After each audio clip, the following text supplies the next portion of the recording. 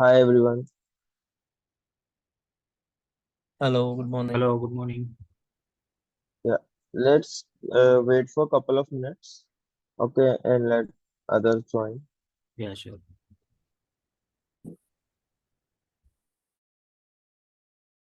Sure.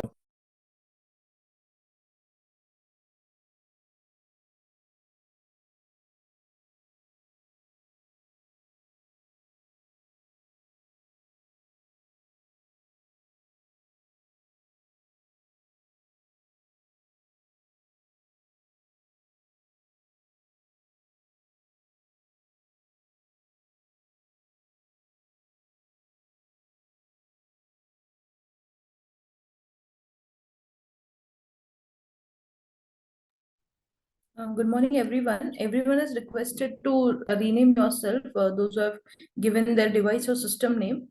So please mention your first name and the last name, so it will be easy for the admin to maintain the attendance part also.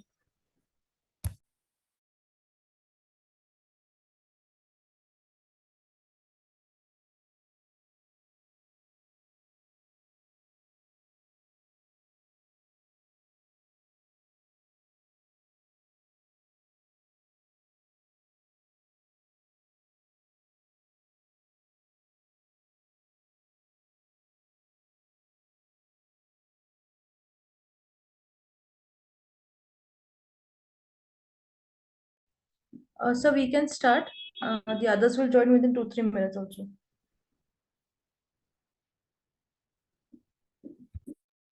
Okay, sure. So hi everyone. Good morning.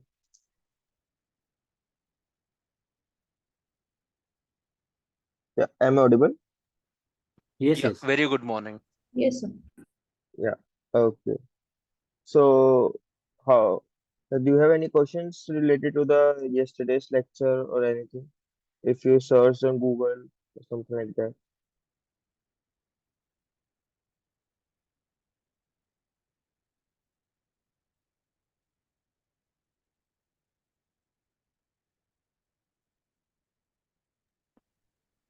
So far, no questions from my end at least. Oh, okay, so I will take this silence as no questions for now. Okay. So let me share my screen then.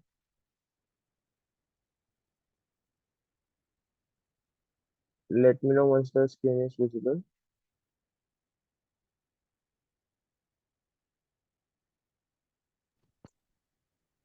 Yeah, it's visible now. Visible now. Okay. Okay. So first I will tell you how you can create your own developer edition Salesforce org. Okay, for free. Let me tell you that thing.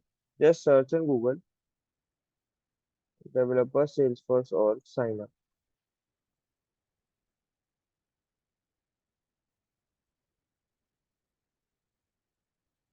Then here you need to fill out all this information. Okay.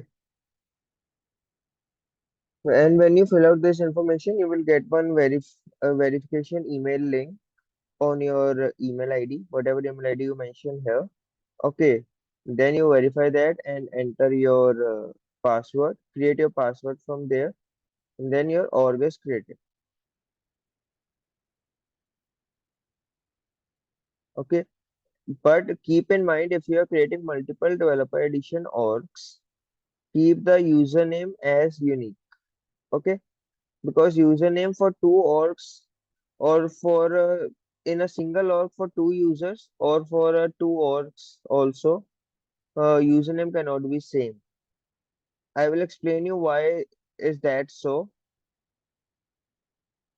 But just keep in mind username is always unique. Email ID can be same. With a single email ID, you can create multiple users or multiple orgs. But with a single username, you cannot create multiple users or multiple orgs. Does that make sense?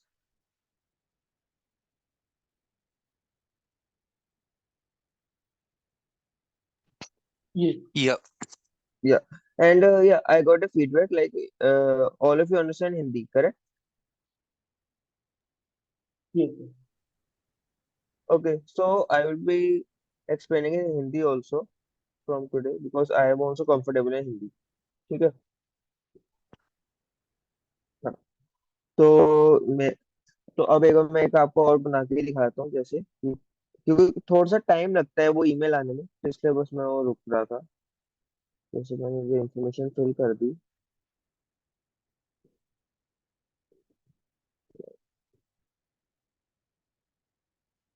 Any role you can fill.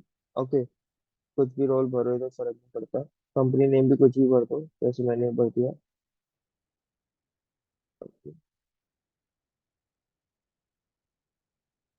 ये postal code भी कुछ भी भर सकते हैं हम। इसको हमें देना पड़ेगा, ये नहीं तो मैं इसको देता हूँ।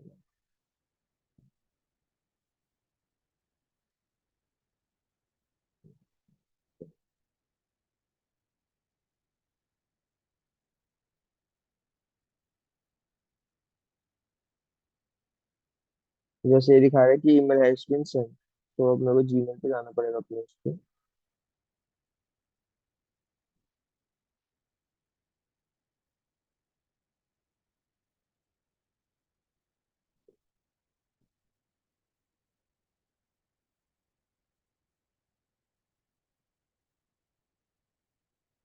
ओके, तो इस पर भी वो ईमेल आ जाएगा।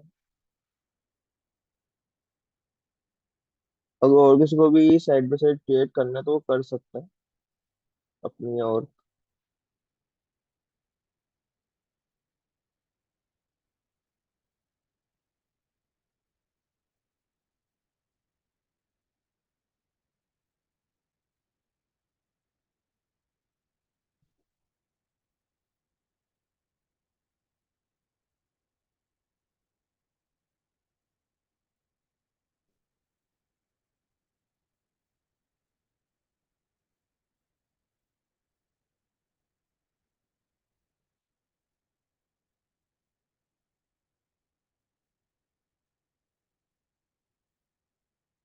ईमेल आने में कई बार टाइम लेता है, तो तब तक मैं आपको और दिखाता हूँ लॉगिन करके कैसे दिखती है। ठीक है, तो ये एक यूआरएल है, ये आपको हमेशा याद रखना है सेल्स फोर्स में लॉगिन करने के लिए। दो यूआरएल होते हैं सेल्स फोर्स में लॉगिन करने के। जैसे नोटपैड खोल लेते हैं।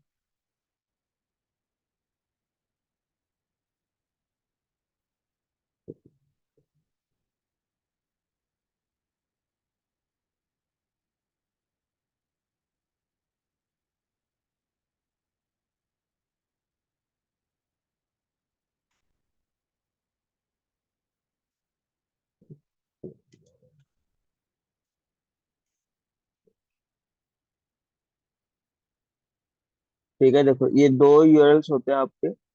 एक होता है आपका प्रोड ऑर्ग में लॉगिन करने के लिए। ये मैं आपको सब डिफरेंस बताऊंगा अभी कि प्रोड ऑर्ग और सैंडबॉक्स में डिफरेंस क्या होता है आपका। प्रोड ऑर्ग में लॉगिन करने के लिए आपकी यूआरएल होगा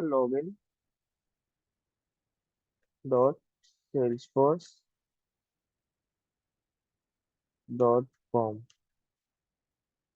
ठीक है, और आपका सैंडबॉक्स में लॉगिन करने के लिए यूआरएल होता है test.salesforce.com।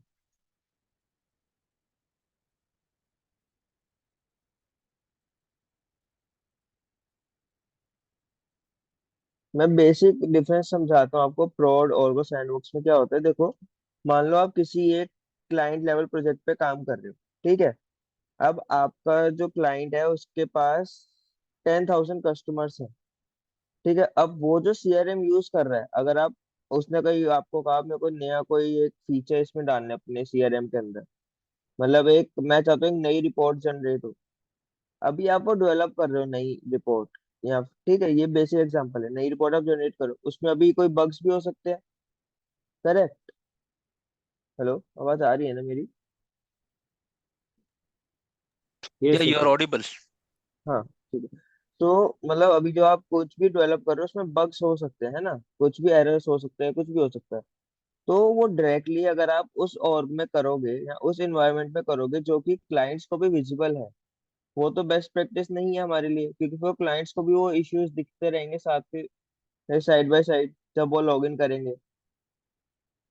तो उसके लिए क्या होता है, हम उस इन्वायरमेंट की एक कॉपी बना लेते हैं। अब वो कॉपी के भी 3 और 4 टाइप्स होते हैं, वो मैं आगे वाले लेक्चर्स में आपको बताऊंगा।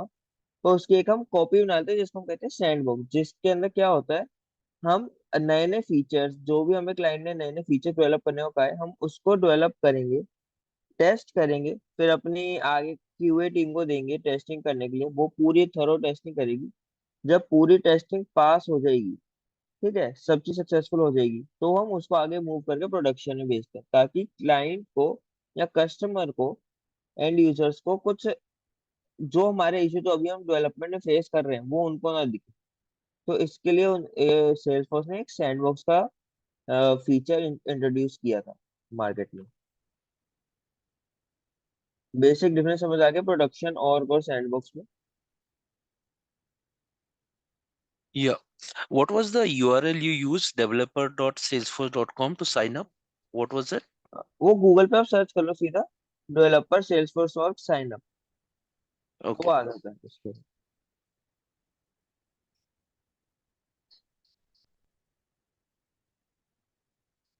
मेरे को पता नहीं, बीच में आ नहीं रहा, कोई इशू होगा। और कई बार 15-20 मिनट से हाफ एन आवर भी ले लेता है, 1 आवर के अप्रोक्स ले लेता है कई बार। कई बार तो 1 मिनट में आ जाए, कई बार थोड़ा सा टाइम ले लेता है। ये कौन सी है? Hello. हेलो या। What is the difference between these two URLs you mentioned now right now?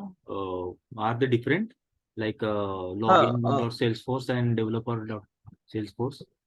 No देखो, developer.salesforce.com तो आपका एक वो है, से एक वेबसाइट है जिसके थ्रू आप डेवलपर और बना सकते हो, ठीक है, Okay. developer.salesforce.com। पर ये दो यूआरएल जो इधर मैंने मेंशन करे हैं, स्टिकी नोट्स, एक सेकंड, ठीक है, ये दो यूआरएल जो इधर मैंने मेंशन करे हैं, login.salesforce.com और test.salesforce.com, ठीक है। अब मैंने जैसे अभी आपको समझाया कि दो टाइप के इन्वायरमेंट्स होते हैं हमारे, प्रोडक्शन और सैंडबॉक्स, है ना। तो Right. अगर आपको सैंडबॉक्स में लॉगिन करना है तो आपको test.salesforce यूआरएल यूज करना होता है। अगर आपको prod पे लॉगिन करना है तो आपको login.salesforce पे यूआरएल यूज करना पड़ेगा। Okay. So the sandbox is like developer edition, right? हाँ, मीन डेवलपर एडिशन ही, डेवलपर एडिशन तो आपकी प्रोडक्शन और होती है, ठीक है, जो आप अभी बनाओगे ना डेवलपर वाली वेबसाइट से, वो Okay. आपकी एक तरीके से प्रोडक्शन और है। आप उसके थ्रू सैंड बॉक्सेस बना सकते हैं, पर सैंडबॉक्स बनाने के लिए आपको लाइसेंस खरीदने होते हैं, ठीक है। Okay. तो इसलिए, पर सैंडबॉक्स आपको तभी आप बना पाते हो जब आपको, मतलब वो आपको क्लाइंट बना के देता है एक्चुअली सैंडबॉक्स, वो आपको क्लाइंट बना के देगा, या आर्किटेक्ट लेवल पे जब चले जाते हो ना, जब आप पूरा आर्किटेक्ट डिजाइन करते हो पूरा प्रोजेक्ट का, मीन्स जब हमारे क्लाइंट से मीटिंग होती है, फर्स्ट ऑफ ऑल ये प्रोजेक्ट कैसे वर्क करता है आपका, एक मैं आपको एग्जांपल देके समझाता हूँ, ठीक है। ये आपको सभी कंपनी आई, फॉर एग्जांपल एक बैंकिंग सेक्टर की कंपनी आती है हमारे पास, कि ये हमारी रिक्वायरमेंट है कि हम चाहते हैं लोन्स का हम पूरा सीआरएम पे मैनेज करें, ठीक है, लोन्स के जितनी भी हमारी पूरी डोमेन है पूरे सीआरएम पे मैनेज हो, कि क्या क्या स्टेजेस हैं, कैसे कस्टमर आया, उसकी डिफरेंट स्टेजेस पूरी हमें सीआरएम पे वो पूरा मैनेज हो जाए, ये डिसबर्स्ड है या रिजेक्ट है अप्रूव्ड है जो भी है। तो अब उसके लिए वो पूरा फीचर डेवलप करने का पड़ेगा, तो उसके लिए पहले हम डिस्कस करेंगे हमें कितने सैंड बॉक्सेस चाहिए इस और के, मतलब कितनी लेवल ऑफ टेस्टिंग चाहिए इनको, जो भी नया फीचर डेवलप होगा उसको कितना लेवल ऑफ टेस्टिंग देनी है। अगर वो कहते हैं हमें 2 लेवल ऑफ टेस्टिंग देनी है, मतलब एक तो डेवलपर अपने आप खुद टेस्टिंग करे, फिर एक क्यूए टीम टेस्टिंग करे, और फिर सीधा वो प्रोडक्शन पे आ जाए। तो एक ये अप्रोच होती है, और एक अप्रोच क्या होती है जो मोस्टली यूज करती है कंपनी, वो करती है 3 लेवल टेस्टिंग। वो क्या होता है उसके अंदर, एक आप पहले प्रोडक्शन ऑर्ग में तो हो आप, ठीक है, प्रोडक्शन से एक सैंडबॉक्स होना है जहाँ पे डेवलपर अपने चेंजेस कर रहे हैं, सब चीज कर रहे हैं, फिर एक क्यूए के पास आती है, और फिर एक प्रोडक्शन का ही फुल कॉपी होती है, वो पूरा डुप्लीकेट प्रोडक्शन ही होगा वो, उसके अंदर भी पर कुछ टेस्ट यूजर्स आ जाते हैं, ठीक है। एंड यूजर में कुछ एन नंबर ऑफ 10 या 20 एंड यूजर्स ले आएंगे, और उनसे हम कहते हैं कि आप एक बार इसको टेस्ट कर लो, अगर ये फंक्शनलिटी सही लगती है, क्लाइंट साइड से, मतलब क्लाइंट टीम से आएंगे वो जो यूजर्स होंगे क्लाइंट टीम के होंगे, वो अपने आप टेस्टिंग करेंगे, और फिर उसको अगर वो सब ये सब चीजें अप्रूव होती है तब वो जाके प्रोडक्शन पे जाएगा हमारा चेंज। अब प्रोडक्शन पे मूव करने के लिए भी काफी कुछ सेल्स फोर्स ने रूल्स इम्प्लीमेंट कर रखे हैं, मतलब लिमिटेशंस लगा रखी हैं कि कब ये सब लिमिटेशन जब आप फुलफिल करोगे तभी आप अपना जो चेंज है आप प्रोडक्शन में भेज सकते हो। सैंडबॉक्स से सैंडबॉक्स भेजने में कोई ऐसे लिमिटेशन नहीं है, ठीक है, क्योंकि दोनों ही एक तरीके से अभी टेस्टिंग के लिए हैं, टेस्टिंग टूल्स हैं आपके, ठीक है। तो इसलिए सैंडबॉक्स से सैंडबॉक्स भेजने में कोई भी ऐसा लिमिटेशन नहीं होती, पर हाँ सैंडबॉक्स जब प्रोडक्शन भेजते हैं हम कोई भी चेंज, तो उसके कुछ सेट्स ऑफ रूल्स होते हैं हमारे पास जो हमें फॉलो करने होते हैं, वरना हमारा जो है डिप्लॉयमेंट फेल हो जाएगी। वो भी मैं आपको सब चीज आगे लेक्चर में समझाऊंगा, अभी तो ये बिल्कुल मैं ऊपर से बिल्कुल ओवरव्यू आपको दिया है कि क्या होता क्या है हमारा इस सेल्स फोर्स के प्रोजेक्ट में।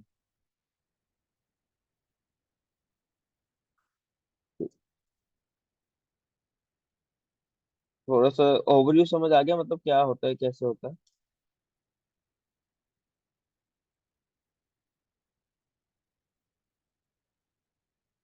Yes, hello. Ritik.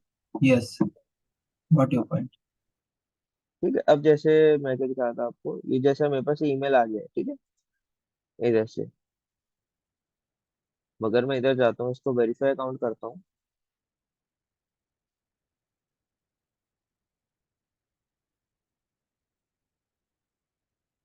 अभी देखो मेरे को कहेगा पासवर्ड बनाने के लिए, ठीक है, पासवर्ड बना देते हैं।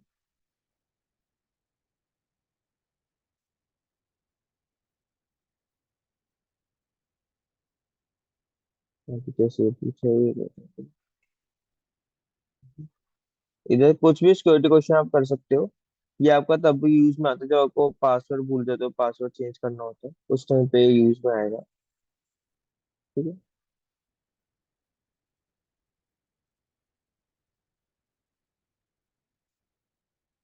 ये हम लॉगिन हो गए, ये आपका सीआरएम ऐसा दिखता है आपका। मैं आपको इसका होम पेज दिखाता हूँ।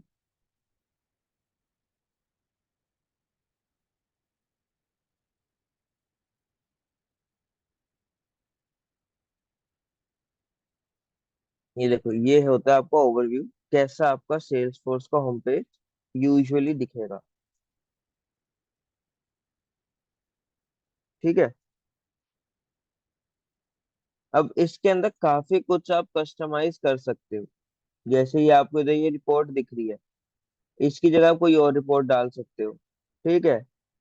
इधर आप कुछ और कस्टम कंपोनेंट डाल सकते हो, यहाँ पे डाल सकते हो, हर जगह पूरा कस्टमाइजेबल होता है। ये तो इन्होंने एक बेसिक सा स्ट्रक्चर बना के हमें दे दिया, ऐसा दिखेगा आपका। इधर से आप कुछ भी रिमूव कर सकते हो, कुछ आपने कोई कस्टम बना रखा है, अगर नया कोई डेवलपमेंट किया है वो डालना चाहते हो तो आप वो डाल सकते हो यहाँ पे। तो ये सब चीजें होती हैं यहाँ पे होम पेज पे, ठीक है। और अब आपको अगर ये सारे टैब्स अगर आप देख रहे हो, ये सब कुछ नहीं बट अपॉर्चुनिटी हो गया, लीड हो गया, टास्क हो गया, ये सब कुछ नहीं, बस जैसे हमारे डेटाबेस में अलग अलग टेबल्स होती है ना, ये उन टेबल्स के नाम है जिसको हमने सेल्सफोर्स में इसमें कल भी बताया था, इनको हम कहते हैं ऑब्जेक्ट्स। ये हमारे ऑब्जेक्ट्स हैं,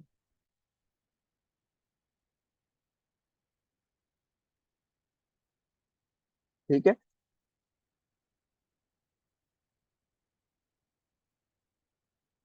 hello. Yes, yes, got it. हाँ, तो अब आपके ऑब्जेक्ट्स भी दो टाइप के होते हैं और बेसिक बेसिक समझाता रहता हूँ मैं, स्टैंडर्ड और कस्टम। स्टैंडर्ड क्या है, जो आपको सेल्सफोर्स खुद बना के देता है। स्टैंडर्ड कस्टम ही नहीं, आगे जाके और भी आपको डिटेल में पता लगेगा कि दो और टाइप के ऑब्जेक्ट्स होते हैं। वो होते हैं आपके setup and non setup objects, वो मैं अभी आपको अभी नहीं बता रहा, वो मैं जब रिक्वायरमेंट आएगी तभी समझाऊंगा पूरा। तो अभी के लिए आप यही समझो, दो टाइप के ऑब्जेक्ट्स होते हैं हमारे पास, स्टैंडर्ड और कस्टम ऑब्जेक्ट्स, ठीक है। स्टैंडर्ड का मतलब क्या है, जो हमें सेल्सफोर्स खुद बना के दे रहा है ऑब्जेक्ट, ठीक है। और एक होता है कस्टम, जो आप खुद एक ऑब्जेक्ट बनाओगे। खुद बनाओगे मतलब जैसे हम डेटाबेस में नई टेबल क्रिएट करते हैं ना, क्रिएट न्यू टेबल ऐसे करके डेटाबेस में कमांड हम यूज करते हैं, उस तरीके से इसमें हम कमांड नहीं लिखते, इसमें आपको सिखाऊंगा कितने ईजी है नया ऑब्जेक्ट बनाना। तो वो जो आप नया ऑब्जेक्ट खुद से बना रहे हो उसको हम कहते हैं कस्टम ऑब्जेक्ट। तो स्टैंडर्ड ठीक है, ऑब्जेक्ट हम एडिट नहीं कर सकते क्या? स्टैंडर्ड ऑब्जेक्ट के अंदर आप, मैं दिखाता हूँ आपको। जैसे इधर से, हाँ ये देखो, अब आपको पहले जब आपने इस पे क्लिक करते हो गियर आइकन पे, पहले मैं आपको ओवरऑल समझ देता हूँ। ये आपको देखो, ये इसे क्या कहते हैं हम आपको, ग्लोबल सर्च। ये जो आपको सर्च बार है इसको कहा जाएगा ग्लोबल सर्च। ठीक है, फिर मैं आपको एक एक चीज पेज को समझाता हूँ क्या क्या है यहाँ पे। ये आपका इधर से क्या खुलता है, इसको कहते हैं app launcher.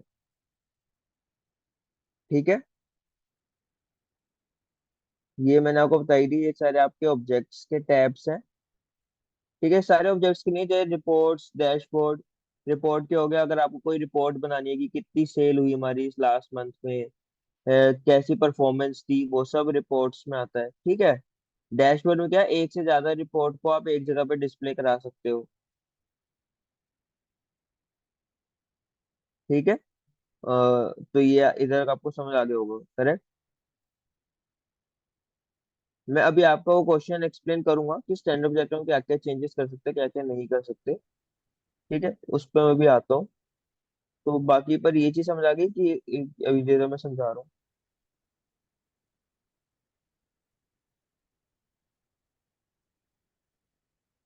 Hello. Ritik, Mahesh here. Can we go yes. a bit slow? I'm honestly, I'm able to follow you what you are trying to explain, but in order to, recollect this when we will start executing it, it will be very difficult for us to, probably, at least I can give my perspective. हाँ So we are mixing multiple things. So I'm not sure whether it is confusing for others or not, but somewhere I'm not able to focus on one thing. हाँ, ठीक है, नहीं I got it point. Yeah. ठीक है। हाँ, तो मतलब तो आपको वो तो समझ आ गया ना कि प्रोडक्शन और सैंडबॉक्स में, वहां तक तो हो गया Yeah, होगा yeah, सब। absolutely. I'm clear till that. हाँ, ठीक है।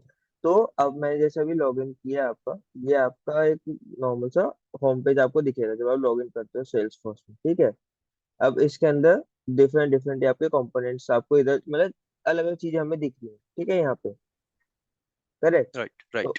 हाँ, तो ये क्या है, इसे ये जो आपको दिख रही है ये एक टाइप ऑफ रिपोर्ट है जो हमें इधर डिस्प्ले हो रही है। इसकी जगह आप कोई और रिपोर्ट भी डाल सकते हो, वो आपके ऊपर है।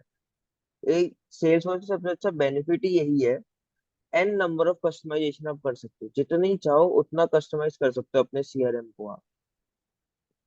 ठीक है, वो आपके ही ऊपर है कि आपके ऊपर और क्लाइंट के ऊपर है, जिसने आपको मतलब प्रोजेक्ट, जिसका प्रोजेक्ट कर रहे हो, कि क्लाइंट की क्या रिक्वायरमेंट है, क्योंकि एंड ऑफ द डे आप वही चेंजेस करोगे जो आपको क्लाइंट का है। करेक्ट। हाँ, अपने मन से कुछ भी चेंजेस नहीं करता कभी भी कोई भी developer.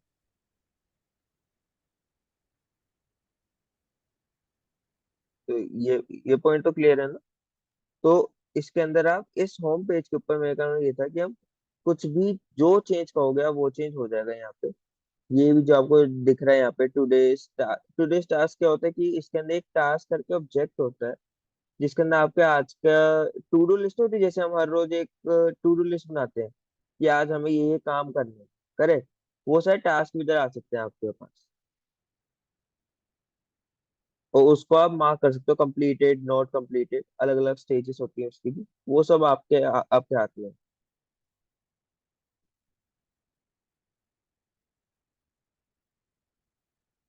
Hello. Yeah, yeah, I'm with you. हाँ, Thanks. तो हाँ, तो अब मैं क्या बता रहा था, ये जैसे अब आपको होम पेज दिख रहा है, इसके अंदर हमें काफी कुछ चीजें इधर दिख रही हैं। जैसे ये, इसको क्या कहते हैं, इसका नेम क्या है, ये जो आपको सर्च बार सबसे टॉप पे दिखता है। ठीक है, इसको कहा जाता है ग्लोबल सर्च।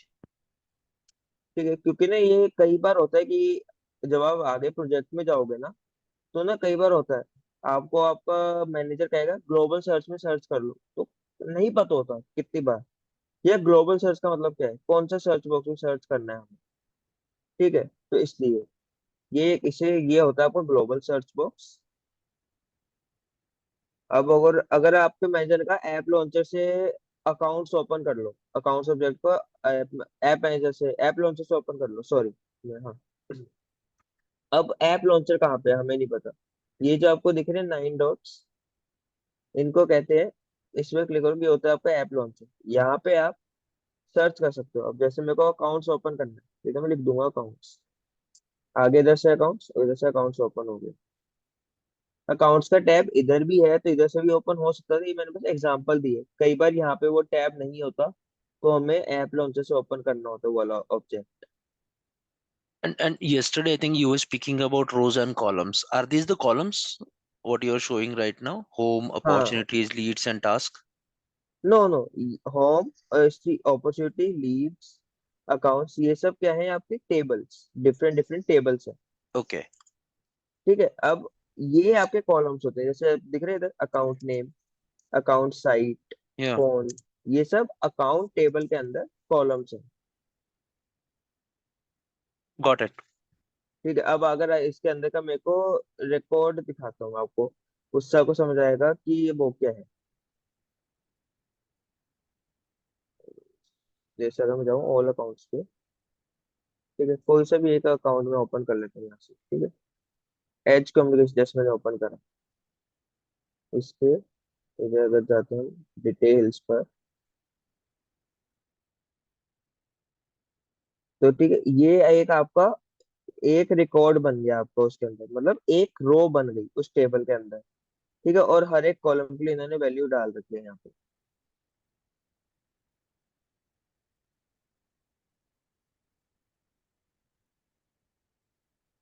समझे ये वाली बात? Yeah.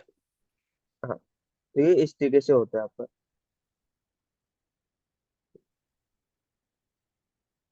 तो यहाँ तक आपको समझाया कि ऑब्जेक्ट कैसे होते हैं, ऑब्जेक्ट में कॉलम्स, जो टेबल में कॉलम होते हैं उसको क्या कहा जाता है, तो जो कॉलम होते हैं उसको हम कहते हैं फील्ड्स। ठीक है, और जो रो होती है हमारी टेबल के अंदर उसको कहते हैं रिकॉर्ड्स, और टेबल को कहते हैं ऑब्जेक्ट। तो ऐसे आप मार्क कर सकते हो, स्टिकी नोट्स में मैं करूँ हम कि टेबल को हम कहते हैं ऑब्जेक्ट। ठीक है, Yeah. कॉलम को हम कहते हैं आपका फील्ड्स, रो को कहा जाता है रिकॉर्ड। ठीक है, Yeah. ये इस तरीके से समझ आ गया ना, इससे ज्यादा क्लियर हो जाएगा ऐसे करना। Absolutely. Thank you. ठीक है, अब देखो टेबल भी क्या होता है, जब आप कोई डेटाबेस बनाते हो तो टेबल कुछ कुछ डेटाबेस हम आर्किटेक्चर बनता है तो कुछ कुछ टेबल हमें स्टैंडर्ड बनी हुई मिल जाती है, मतलब ऐसा कभी कोई टेबल बनी हुई नहीं मिलती। पर अब एक एग्जांपल समझो, कुछ टेबल आपको मान लो क्लाइंट ने बना के खुद से ही दे दी, ये तो हमारी बेसिक टेबल्स है, ये तो हमारी हर जगह यूज होती होती है। ठीक है, पर इसके अलावा हमें कुछ और भी टेबल्स अब यूज में आएंगी, वो आपको खुद से बनानी है। ठीक है, तो वो जो आप खुद से बनाओगे उससे हम क्या कहेंगे, कस्टम टेबल, क्योंकि हम खुद से बना रहे हैं अपने अपने आप। तो इधर क्या कहा जाएगा, वो कस्टम ऑब्जेक्ट हो जाता है फिर। ठीक है,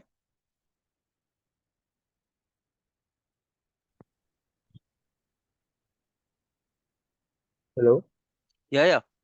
हाँ, तो उस तरीके से अब वो कस्टम ऑब्जेक्ट हो जाता है। ऐसे ही कस्टम फील्ड के भी कुछ कॉलम्स तो आपको बने हुए मिल गए, और जब भी आप कोई ऑब्जेक्ट बनाते हो ना सेल्स फोर्स में, तो कुछ कुछ फील्ड्स होती हैं या कुछ कुछ कॉलम्स होते हैं जो आपको पहले से बने हुए मिलेंगे, चाहे वो कस्टम ऑब्जेक्ट ना हो चाहे स्टैंडर्ड ऑब्जेक्ट होगा आपका।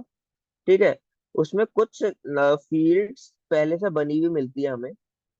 उसके अलावा जो आप नई फील्ड्स बनाओगे या नए कॉलम इंट्रोड्यूस करोगे अपनी टेबल के अंदर, ठीक है, उसको कहा जाएगा कस्टम फील्ड्स। ठीक है, अब मैं आपको एक बार दिखाता हूँ कि कैसे क्या होता है। और हाँ, अब अगर हम यहाँ, अगर आपको अपना नया ऑब्जेक्ट की सारी फील्ड्स देखनी है, मान लो आपको देखना है इस टेबल के अंदर क्या क्या फील्ड्स हैं हमारे पास, तो उसके लिए क्या करना होता है हमें, यहाँ पे आपको गियर टाइप का आइकन दिखेगा राइट हैंड साइड पे। ठीक है, उस पे जो क्लिक करोगे उधर से दिखता है सेटअप। ठीक है, सेटअप में जाके आप सेटअप पे जब क्लिक करो तो आपका ये ऐसा एक पेज खुल जाएगा आपके पास। ठीक है, इसको क्या, अब इधर देखो, मेन इसके लिए मैंने आपको बताया था इसको ग्लोबल सर्च कहा जाता है, क्योंकि जो आपको मैनेजर कहेगा ना, क्या कहेगा, या तो ग्लोबल सर्च में सर्च करो या फिर कहेगा क्विक फाइंड बॉक्स में सर्च करो। ठीक है, अब तो उस टाइम पे काफी कंफ्यूजन होती है, तो ये ऊपर वाले को कहा जाता है ग्लोबल सर्च, ठीक है, और इसको कहा जाता है क्विक फाइंड बॉक्स, ठीक है। और अगर अब आपको कोई ऑब्जेक्ट के अंदर देखना है कि क्या क्या फील्ड्स बनी हुई है हमारे पास किसी टेबल के अंदर, क्या किस किस नाम के कॉलम्स ऑलरेडी क्रिएटेड हैं, तो पहले आप जाओ ऑब्जेक्ट मैनेजर पर, ठीक है, इधर से वो ऑब्जेक्ट सिलेक्ट करो कौन से ऑब्जेक्ट पे आपको फील्ड्स देखनी है। मान लो मैं इस पे क्लिक करा, अकाउंट पे, ठीक है। अब इसके अंदर फील्ड्स एंड रिलेशनशिप पर अगर आप जाओगे तो आपको दिख जाएगा ये सारे फील्ड्स ऑलरेडी क्रिएटेड है अकाउंट ऑब्जेक्ट के ऊपर,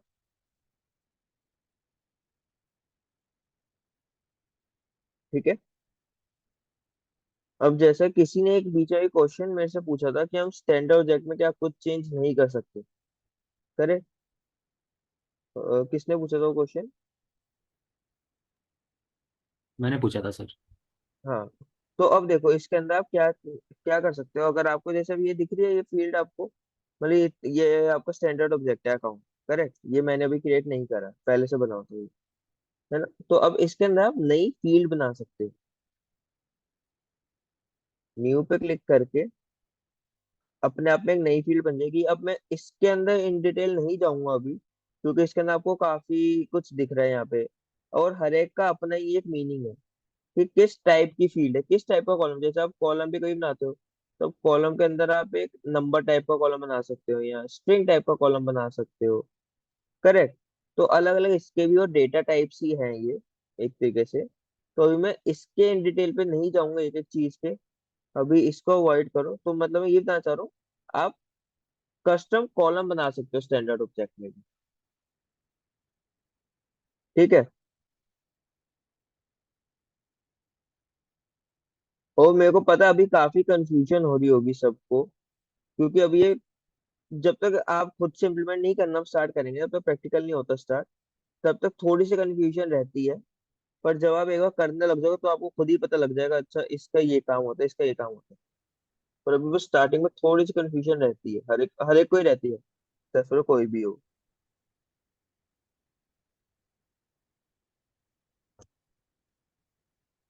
तो फिर भी अगर किसी को कुछ भी है तो एक बार मेरे को बता दो, मैं दोबारा से अपने और ट्राई करूंगा उसको अच्छे से क्लियर करने के लिए अभी, ठीक है। Yes. तो यहाँ तक आपको समझ आ गया। अब और अगर आपको अब मान लो कोई कस्टम ऑब्जेक्ट अगर बनाना है, उसका सिंपल तरीका क्या है, यहाँ पे क्रिएट दिख रहा है आपको ऑब्जेक्ट मैनेजर, जब मैं गया सेट क्रिएट, उधर से कस्टम ऑब्जेक्ट पे क्लिक कर दो। फिर वो आपसे पूछेगा क्या नेम देना ऑब्जेक्ट को, क्या, ठीक है, प्लूरल नेम क्या है, जैसे अगर आप अकाउंट बना रहे हो तो उसका आगे एस लगाना पड़ेगा आपको, ठीक है, इस तरीके से ये चीजें भरनी पड़ती है हमें। ये भी मैं क्रिएट करना बाद में सिखाऊंगा आपको पूरा कि हर एक फील्ड का क्या मतलब होता है, ये कर कब करते हैं अलाउ रिपोर्ट्स और कब नहीं करते, ठीक है, तो ये सब चीजें होती हैं।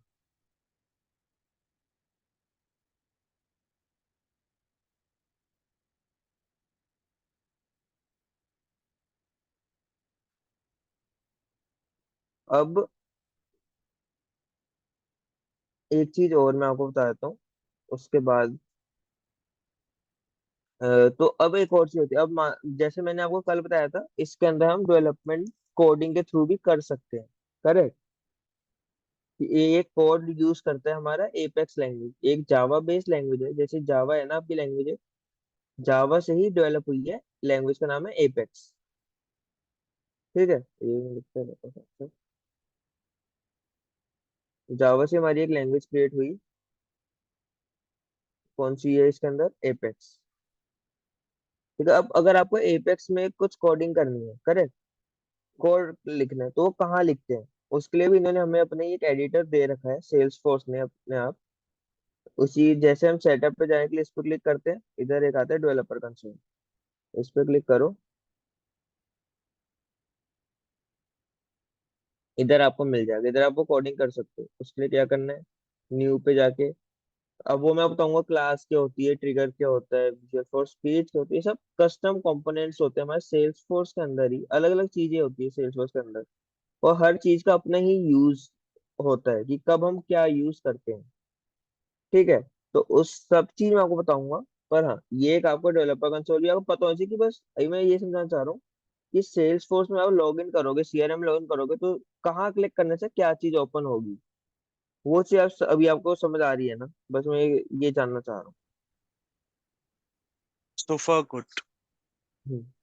अगर किसी को अभी भी लगेगा कि भाई स्पीड फास्ट है, प्लीज मेरे को बता देना। मैं और थोड़ा सा कोशिश करूंगा उसको दोबारा एक्सप्लेन करने की। ठीक है।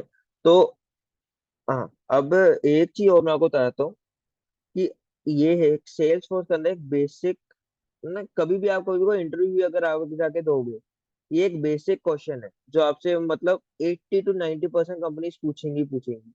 Multi tenant architecture. ठीक है, मतलब क्या होता क्या है मल्टी टेनेंट आर्किटेक्चर का मतलब? ठीक है, इसको मैं जितना मैं सिंपल जा सकता उतना सिंपल आपको समझाऊंगा। ठीक है। तो क्या होता है, मान लो आप तीन क्लाइंट्स है, जैसे तो मैंने बनाया क्लाइंट ए, क्लाइंट बी, क्लाइंट सी। ठीक है। सेल्सफोर्स क्या करता है, हर एक क्लाइंट के लिए अलग अलग वो नहीं देगा। सेल्सफोर्स शेयरिंग पे बिलीव करता है, रिसोर्सेस शेयर करता है। अब जैसे तो मैंने ये अकाउंट, जैसे अब मैंने नया डेवलपर org बनाया, ठीक है। अब मान लो इधर से किसी और ने भी डेवलपर org नहीं बनाई, उसको भी ये same number of accounts display हो रहे होंगे। अब किसी ने वैसे बनाया कि अभी कोई डेवलपर एडिशन और, या अभी किसी ने क्रिएट किया? हाँ, मैंने क्रिएट किया है। हाँ, तो अगर आप अकाउंट्स पे जाओगे, आपको भी ऑल अकाउंट्स पे इधर क्लिक कर रहे हो अगर आप, जैसे मैंने एक किया, आपको भी सेम अकाउंट्स वाले दिख रहे होंगे अपने पास, आपकी और में भी। ठीक है। तो अब इसका मतलब क्या है कि एक मैं हूँ, एक मैं अलग कंपनी में हूँ, आप एक अलग कंपनी में हो, ठीक है। आप एक अलग क्लाइंट हो सेल्स फोर्स के, मैं एक अलग क्लाइंट हूँ, पर दोनों के पास सेम रिकॉर्ड्स डिस्प्ले हो रहे हैं हमारी org में, करेक्ट? हाँ। तो उसको कहा जाता है कि ये शेयर करता है, रिसोर्सेज को शेयर कर रहा है ये अलग अलग क्लाइंट्स के पास। अब इससे काफी काफी लोगों के क्वेश्चन हो गए, इससे तो काफी कुछ सिक्योरिटी इश्यूज आ सकते हैं आगे जाके, करेक्ट? अगर इतने ही शेयरिंग अगर हो रही है, तो यार मेरा क्लाइंट की इंफॉर्मेशन आपके पास आ सकती है और आपके क्लाइंट की इंफॉर्मेशन मेरे पास आ सकती है, करेक्ट? यस। हाँ, तो उसके लिए क्या होता है, गवर्नर लिमिट्स इंट्रोड्यूस की जाती है कि आप हर एक चीज की गवर्नर लिमिट होती है, इतने ही कस्टम ऑब्जेक्ट आप बना सकते हो अपनी org में, इतनी ही कस्टम फील्ड्स आप बना सकते हो।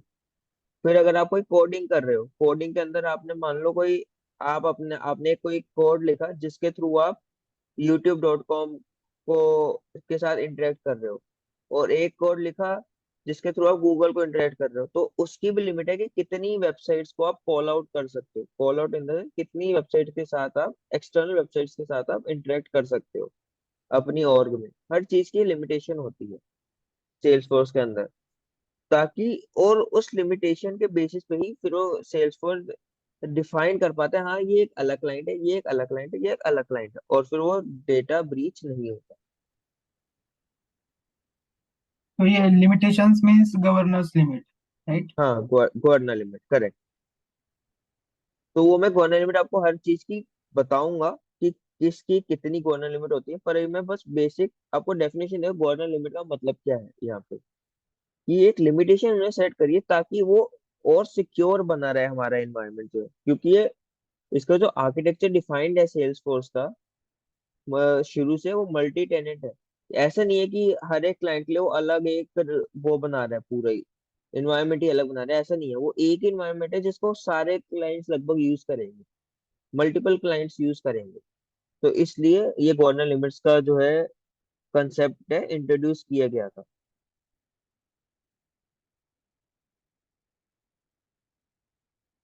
इस वाले पार्ट में किसी को कोई भी क्वेश्चन है तो प्लीज पूछो, क्योंकि ये आपको इंटरव्यू में पक्का पूछा जाता है, ये मैं आपको गारंटी के साथ कह सकता हूँ।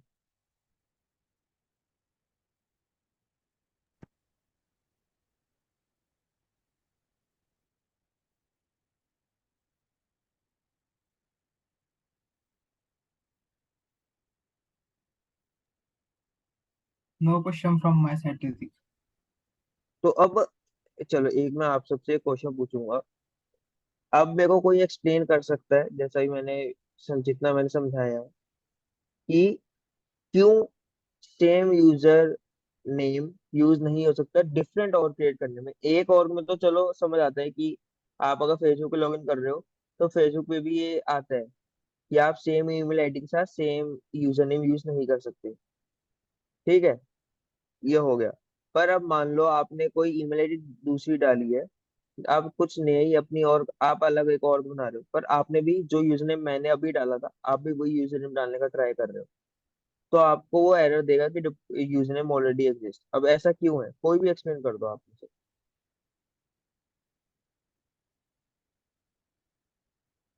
While creating an org, आप same email ID use नहीं करते. That is the question, ना? नहीं नहीं, ईमेल आईडी सेम हो सकती है, But user then name, user name. username. हाँ, मान लो मेरी ईमेल आईडी है abc@xyz.com, ठीक है, और मैंने यूजर नेम बनाया abc@xyz.com, मतलब जो ईमेल है वो उसी नाम से मैंने यूजर नेम बना लिया। अब आपकी ईमेल आईडी है xyz@abc.com, ठीक है, पर आपने भी यूजर नेम तो डाला abc@xyz.com डाला। आपको वो एरर देगा कि अगर मैंने पहले क्रिएट कर लिया है, ठीक है, अब आप क्रिएट करने जा रहे हो, तो आपको कर देगा duplicate user name with this user name and और ऑलरेडी एग्जिस्ट और समथिंग लाइक दैट, ऐसे कुछ एक लाइन आएगी आपके पास। अब ये क्यों होता है ऐसा, जो भी आपके माइंड में आ रहा है एक्सप्लेन कर दो।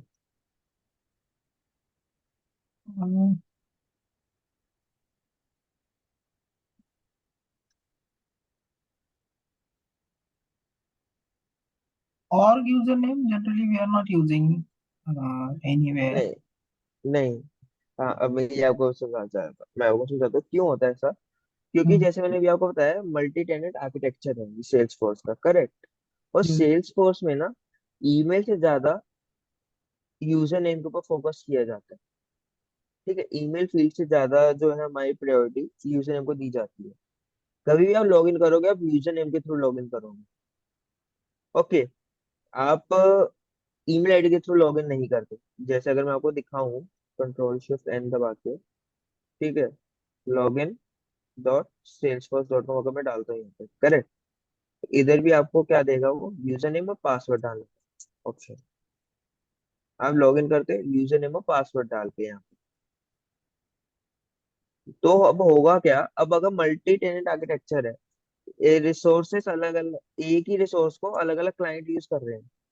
अब अगर यूजर नेम ही आपका और मेरा सेम हो जाए, चाहे हम लोग दूसरे क्लाइंट के हैं, अगर आपका मेरा यूजर नेम सेम अगर हो जाएगा, तो शेयर को कैसे पता लगेगा कि यार ये दूसरा क्लाइंट है ये दूसरा क्लाइंट है। तो इसलिए Salesforce कहता है कि यूजर नेम आपको डिफरेंट यूनिक रखने पड़ेंगे, जितना यूनिक हो सकता है उतना यूनिक यूजर नेम रखो। तो उसके लिए क्या होता है, बेस्ट प्रैक्टिस क्या कहती है, जब भी कोई यूजर क्रिएट होता है ना, तो उसके हम एंड में कंपनी या क्लाइंट का प्रीफिक्स लगा देते हैं, प्रीफिक्स या सफिक्स लगाते हैं। मान लो अगर आप सिस्को पे हो, सिस्को अगर आपका क्लाइंट है, तो हम कैसे क्रिएट करेंगे। मान लो महेश है कोई, महेश एट अब अभी आपकी कंपनी का नाम है मान लो प्रोमिनेंट, ठीक है, .com डॉट, आगे हम डाल देंगे सिस्को, यहाँ ये सिस्को क्लाइंट का है। इस तरीके से हम बना सकते हैं, या फिर इधर ही @cisco.com भी कर सकते हो, वो आपके ऊपर है। मतलब ये एक एग्जांपल दे रहा हूँ, आपको उधर कंपनी का नाम डाल दो, तो उससे पता रहेगा सेल्सफोर्स को भी, हाँ ये सिस्को क्लाइंट के हैं। तो इस तरीके से, तो इसलिए कहा जाता है आपको यूजर नेम यूनिक रखना होता है हमें। Okay. But ये supposedly, going by that logic, sorry, was somebody else हाँ, speaking? I interrupted. नहीं आप कंटिन्यू कीजिए। So, username is unique, so it helps in data security, right? वो पॉइंट हो करेक्ट, सकता है। बट अगर मल्टीपल यूजर ईमेल आईडीज मैं यूज कर रहा हूँ, तो then I can create multiple user name, am I right? नहीं वही तो मैं आपसे कहना चाह रहा हूँ ईमेल अगर वही मैंने एग्जांपल दिया था कि जैसे आपकी ईमेल आईडी मैंने कहा abc@xyz.com है, मेरी है Right. xyz@abc.com। ठीक है, एग्जांपल इधर लिखते रहते हैं। So एक email combination ID, of mail ID and user ID is stored, वो तो होगा right system में. हाँ हाँ correct. So it shouldn't be, मतलब वो combination should work. वो मेल आईडी भी यूनिक की ही होगी, करेक्ट?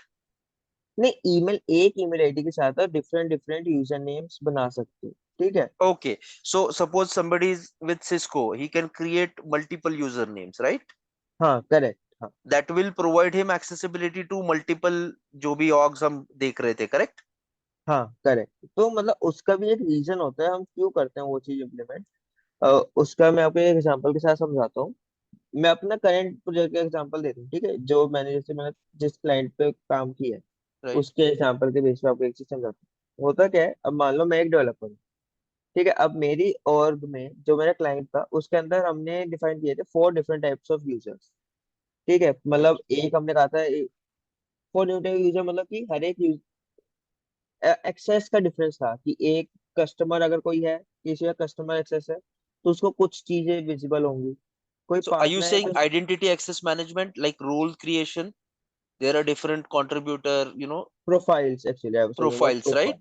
प्रोफाइल। हाँ Okay. ठीक है। तो अब उस बेसिस पे अब अगर कोई डेवलपर है, ठीक है, ऐसे हमने डिफरेंट प्रोफाइल्स। अभी मेरे साथ किसी को इतना प्रोफाइल्स अगर नहीं समझाएगा तो मैं एक और एक्सप्लेन करता हूँ क्या होता है। प्रोफाइल्स का मतलब क्या है कि डिफरेंट हम एक्सेस बढ़ा रहे हैं, ठीक है। एक सबसे पहले आ गया, एक सबसे नीचे प्रोफाइल आ गई जिसको बस मान लो होम पेज ही मैंने दिखाना है बस, ठीक है। फिर एक थोड़ा सा मैंने ऊपर एक्सेस करा जिसको होम पेज के साथ साथ ऑब्जेक्ट, अकाउंट ऑब्जेक्ट भी दिख जाए। फिर एक एक अलग एक्सेस बना दिया मैंने जिसको सब चीज विजिबल होगी, पूरा एक्सेस है उसके पास, ठीक है। ये 3 लेवल में मैंने एक्सेस डाले हैं, जैसे फॉर एग्जांपल। तो मैंने 3 डिफरेंट काइंड ऑफ यूजर हो गए।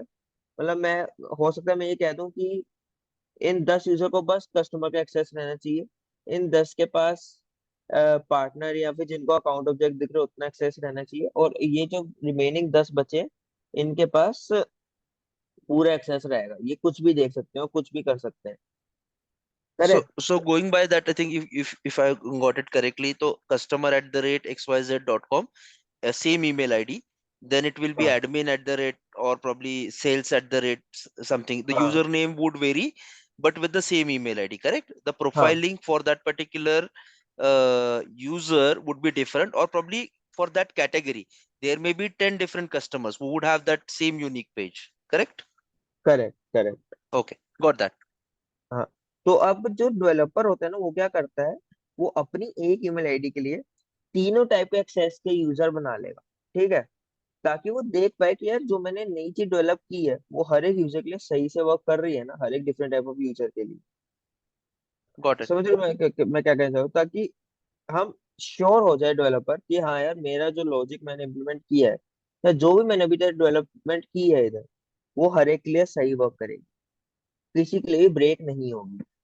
तो इसलिए कहा जाता है डेवलपर के पास हर एक टाइप ऑफ यूजर का एक यूजर रिकॉर्ड क्रिएटेड होता Also it is logically quite fruitful to create multiple users, matlab other way around. Usually we cannot keep on creating multiple email IDs for है। हाँ creating so many profiles, so it makes हाँ more तो sense probably by going this way.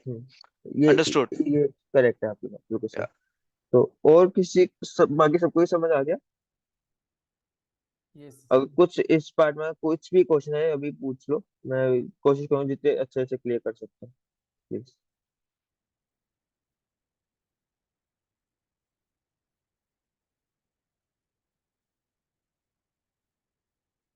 Hello. Yes, yes, clear. I'm good. Yeah, thanks. ठीक है, तो अब मैं अभी इतना डिटेलिंग में जाने चाहूंगा कि 5 मिनट्स ही बचे हैं इस चीज के ऊपर। जो अगला स्लाइड है मेरी, कंपोनेंट्स क्या क्या होते हैं सेल्स फोर्स आर्किटेक्चर में, ये चीज मैं आपको कल पूरी एक्सप्लेन करूंगा। बस जैसे नाम से आपको समझ आ ही रहा होगा वैसे तो, कि एक डेटाबेस होता है कि जो मैंने जैसा होता है टेबल्स, टेबल्स वगैरह यूज होती है हमारी आर्किटेक्चर के अंदर। तो ये सब चीज मैं एक्सप्लेन करूंगा पूरे डिटेल्स में, कल ही जाऊंगा कि इस पे फिर और एक आधा पौना घंटा लगेगा इस पे भी, एक ही चीज एक्सप्लेन करने में अच्छे से आप सबको। बाकी अगर आज के लेक्चर में किसी को कुछ भी है अगर, तो वो आप मेरे को एक बार बता दो। और अरे हाँ, नहीं तो मैं आपको एक चीज दिखा सकता हूँ कि रिपोर्ट्स कैसी होती है। इसके अंदर आप different different types of reports बन जाती है हमारी, ठीक है। मतलब इसके अंदर आपका बार ग्राफ बन जाएगा, जैसे आपने इधर देखा, एक जो अगर होम पेज पे जाऊँ, एक आपने इस टाइप की रिपोर्ट देखी आपकी, ठीक है। इसके अंदर आपके बार ग्राफ भी बन जाएंगे रिपोर्ट्स के अंदर, वो सब आगे जाके आपको दिखेंगे कि कैसे कौन सी रिपोर्ट बनती है, ठीक है। ये बार ग्राफ बन जाता है आपका, या पाई चार्ट नहीं होता जैसे, ठीक है, पाई चार्ट के फॉर्म में भी इसको आप डिस्प्ले कर सकते हो। This is the dashboard view, right? हाँ, ये डैशबोर्ड व्यू है, होम पेज का डैशबोर्ड व्यू है आपका ये, Right. Got it. ठीक है। हाँ, तो इसके अंदर, और अगर आपको जैसे मैंने कहा, इसके अंदर कस्टमाइज कर सकते हो जितना चाहो आप, ठीक है। वो कैसे होता है, अगर इसमें कुछ कस्टमाइजेशन करनी है होम पेज पे, मान लो आपको इस पेज के ऊपर से कोई एक कंपोनेंट हटाना है, मान लो मैं कह रहा हूँ कि टुडेस इवेंट जो है ये ना दिखे हमें होम पेज के ऊपर, कैसे होगा वो चीज। इधर जैसे इस पे गए आप गेयर आइकन पे, एडिट पेज पे क्लिक कर दो, तो वो इस पेज का आपको इधर से दिख जाएगा,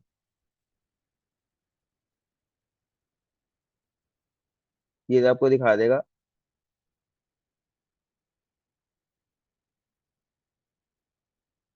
ये आपका होम पेज है, ऐसे दिखा रहे हैं। फिर आप उस पर क्लिक कर लो, इधर डिलीट दिख रहा है आपको, डिलीट कर दो और फिर सेव कर दोगे, आपको वो हट जाएगा वहाँ।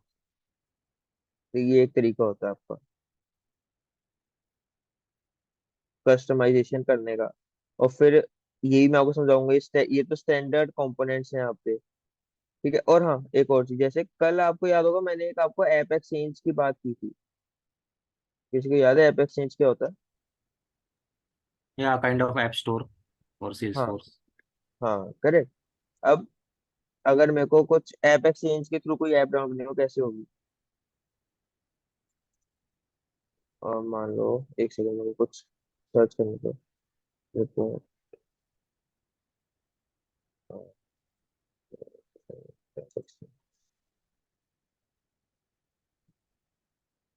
मतलब कोई भी एक मैं नाम जानना चाह रहा हूँ किसी एक सॉफ्टवेयर का। So I think you're talking about integration of different type, right? Azure DevOps or something like that, correct? अगर एक service से we are doing it with other vendor. नहीं, वो इंटीग्रेशन नहीं कहेंगे इसको। क्या होता है, अगर आपकी जैसे एक आपकी org है, ठीक है, इसके अंदर आपको कोई थर्ड पार्टी, क्या होता है, एक सेल्सफोर्स में ना आप ना कुछ भी रिपोर्ट, जैसे एक आपको इधर दिख रही है ऐप एक्सचेंज, आपका ऐप स्टोर ऐसा दिखता है आपको, ठीक है। Right. अब ये आपको अलग अलग डैशबोर्ड और रिपोर्ट्स के लिए, कि सुंदर रिपोर्ट्स दिखे या फिर और थोड़ी सी साफ दिखे, तो उस बेस पे इन्होंने इस तरीके से अलग अलग सॉफ्टवेयर बना रखे। सॉफ्टवेयर कह लो या एक्सटेंशन कह लो, ये ऐसे बने Okay. हुए। अब इसको आप सीधा अपनी और में भी डाल सकते हो। अब कुछ कुछ पेड होंगे, कुछ फ्री होंगे, ठीक है, लिखा जैसे होता है इधर। जैसे आपके प्ले स्टोर में एप्स होती है, कोई Right. ऐप फ्री होती है, कोई पेड होती है ना। अब मान लो मेरे को ये वाला अच्छा लग रही है रिपोर्ट, ठीक है। मैं चाहता हूँ मैं ये वाले की यूज कर लूँ, तो इसको गेट इट नाउ पे हम क्लिक कर देंगे, ऐप एक्सचेंज पे जाके।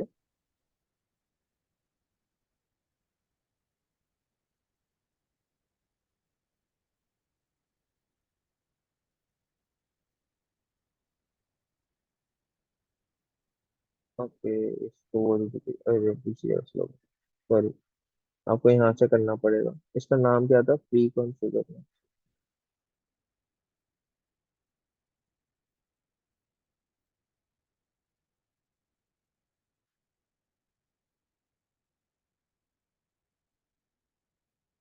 सॉरी, कहाँ पे आता था? अगर इधर व्यूअर पे क्लिक करोगे, ठीक है, अब इधर सर्च करते हैं अगर हम एपेक्स, इधर आ जाएगा आपको विजिट एपेक्स, दिख रहा है आपको यहाँ पे। Yeah. इधर से आपको जो भी करना है वो चीज आप खोल लो। जैसे अगर मेरे को रिपोर्ट्स के लिए करना है, रिपोर्ट से लिख दो, रिपोर्ट से रिलेटेड आपको सारे दिख जाएंगे।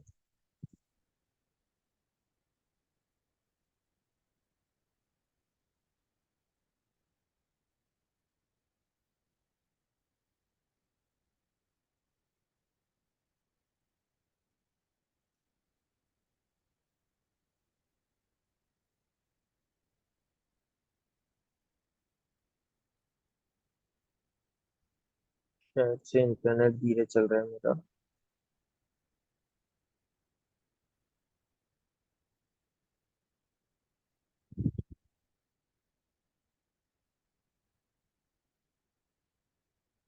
जैसे अभी ये खुला आपको, ठीक है, जैसे मान लो ये वाले भी करना है डैशबोर्ड पे, ठीक है। इधर गेट इट नाउ पे क्लिक कर देना, ओपन लॉगिन स्क्रीन। आपको कहेगा अपनी सेल्स फोर्स org में लॉगिन करो, अलाउ कर दो इसको।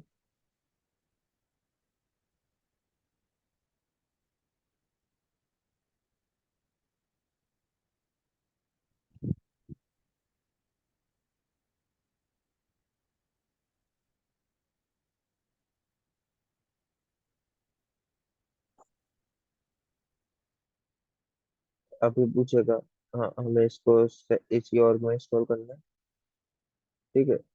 अपनी इंफॉर्मेशन को दे दो बस।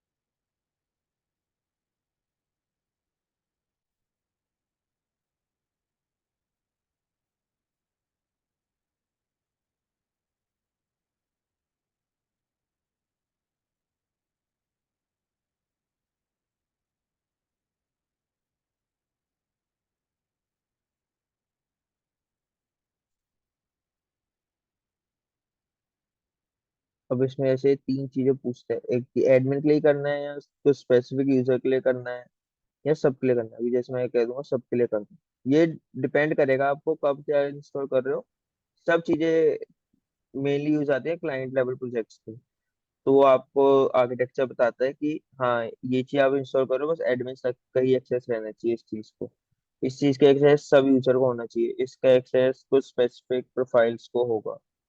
तो उस बेसिस के लिए था वो। अभी इंस्टॉल हो जाएगा और उधर से आ जाएगा आपके पास, ईमेल भी आ जाता है कि आपका इंस्टॉल सक्सेसफुली, ऐसे करके। जैसे ऐप डाउनलोड होती है ना आपके फोन में, तो ये उसी तरीके से ही है, बस सेम।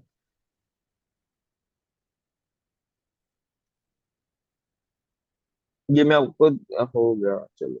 मेरे को तो नहीं इंटरनेट धीरे चल रहा था। क्या नाम है, सेल्फोर्स एडॉप्शन। अगर इसको अब मेरे को ओपन करना है यहाँ पे, ठीक है, ऐप एक्सचेंज में जाके,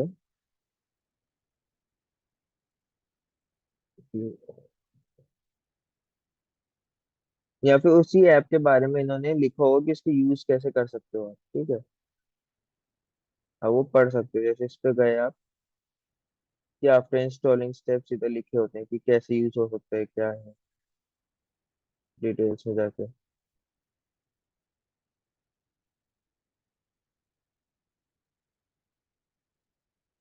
तो ये मैं डाउनलोड कर लिया, मेरे को देखना पड़ेगा ये कहाँ पे जाके यूज होता है इसके बारे में। ये रैंडम सी कोई भी ऐप मैंने अभी डाउनलोड कर दी है, ये मैं आपको कल इसको दिखाऊंगा, इसको भी यूज कैसे करना है। तो इसके लिए मेरे को रीड करना पड़ेगा, ये तो रैंडम कुछ भी कहाँ कर। तो मतलब मैं अभी Sure. ये दिखाना चाह रहा था आपको ऐप एक्सचेंज के ऊपर कि कैसे क्या डाउनलोड होता है और कहाँ से आपका ऐप एक्सचेंज ओपन होगा। ये तो आप समझ गए ना, ऐप एक्सचेंज ओपन कहाँ से होता है और क्या यूज है ऐप एक्सचेंज का। Yes. Yes. ठीक है, ये मैं आपको इसका पूरा ओवरव्यू कल एक बार आपको क्लास पे दिखाऊंगा। ठीक ठीक है। Okay. अरे देख, हाय। या एक्चुअली सैंडबॉक्स में पूछना था मुझे। तो सैंडबॉक्स जब हम एक्चुअल प्रोजेक्ट करेंगे तो उसी टाइम यूज करेंगे ना? हाँ, ओके। बाकी पर मैं आपको इस कोर्स के अंदर डिप्लॉयमेंट भी आपको सिखाऊंगा कि डिप्लॉयमेंट कैसे होती है, ठीक है। ओके। कि एक और से दूसरी और में आप चीजें कैसे डिप्लॉय करते हो, मतलब सैंडबॉक्स से प्रोडक्शन में। हम्म। देखो डिप्लॉयमेंट का तरीका सेम है, चाहे सैंडबॉक्स से प्रोडक्शन में करो या एक प्रोडक्शन से दूसरी प्रोडक्शन में करो, वो सब सेम रहता है। तो इसलिए तो ओ। डिप्लॉयमेंट तरीका सेम रहेगा, और मैं आपको रूल्स समझाऊंगा कि क्या क्या आपको बेस्ट प्रैक्टिसेस फॉलो करनी चाहिए इस कोर्स के अंदर, ये भी समझाऊंगा मैं आपको कि कब आप अगर कोई कोड लिख रहे हो तो उसके अंदर क्या क्या बेस्ट प्रैक्टिसेस हैं, क्या चीज आपको अवॉइड करनी चाहिए। मैं पूरे अपने एक्सपीरियंस से आपको सब चीजें बेस्ट बताने की कोशिश करूंगा कि हाँ आपको ये चीज ऐसे कर सकते हो। ओके। ठीक है, और इस कोर्स में आपको, और ये मोस्टली आपका प्रैक्टिकल कोर्स ही होगा, क्योंकि सेल्सफोर्स पूरा प्रैक्टिकल टूल है। इसमें थ्योरेटिकल अभी स्टार्टिंग में थोड़ी सी थ्योरी रहेगी, क्योंकि अब आप कुछ भी सीखने जाते हो पहले उसके बारे में थ्योरेटिकली पता होना चाहिए प्रैक्टिकल करने से पहले। ये बेसिक अप्रोच ही हर चीज की रहती है। तो बस इसलिए भी थोड़ा सा आपको लग रहा हो कि काफी थ्योरेटिकल हो रहा है, पर आगे जाके आपको पूरा प्रैक्टिकली दिखेगा, और एक हफ्ते बाद। ओके। ठीक है, और कोई क्वेश्चन किसी का? No question. So if you're good, then we can wind up this call. Sure. Thank you. Thank you Ravi. Thank Thank you, you. Ritik. Have a nice day. Thank you everyone for your time. Have a nice day.